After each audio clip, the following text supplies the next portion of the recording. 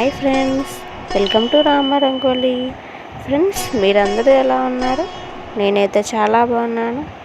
Friends, ఈరోజు నేను 5 చుక్కలు సరిచుక్క ఒకటి వచ్చే వరకు ఎంతో అందంగా ఉండే 2 ఈజీ సిక్కు రంగోలీని చూపిస్తున్నాను. మీకు కూడా ఈ రంగోలీ నచ్చుతుందనుకుంటున్నాను.